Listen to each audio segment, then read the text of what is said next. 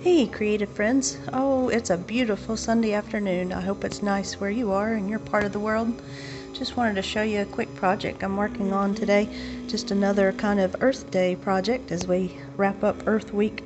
But this particular image I'm cutting out of cardboard. I have one more section here to punch out. But this is just a very thin cereal box cardboard. And so this image came actually from Cricut Design Space.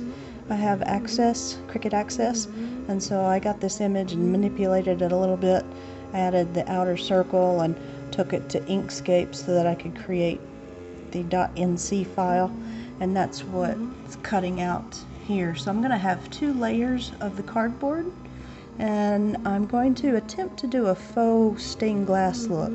I'm going to paint both layers of cardboard black and have them layered with a piece of plastic in between, so like a take-home container, food container piece of plastic. And I'm going to see if I can just use markers to color the plastic and then make a nice faux stained glass look. And so we'll finish up with some pictures of that and see what you think.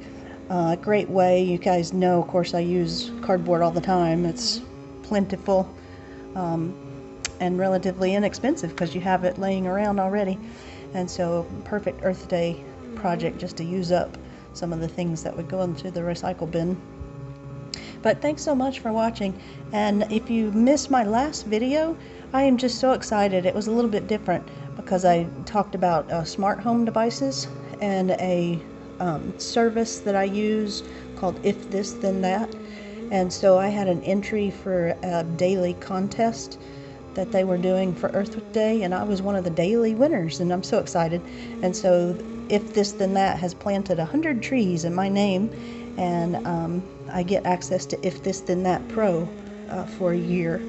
So I'm just so excited. So go catch that video if you haven't already. And then thanks so much. I hope you click like and subscribe, and thanks for watching. Okay, so here's my finished project. I did end up using some of this food container plastic. I just took some of this lid and used some sandpaper to rough it up a little bit, and then also used some of this spray adhesive to put it all together, and then just used some of my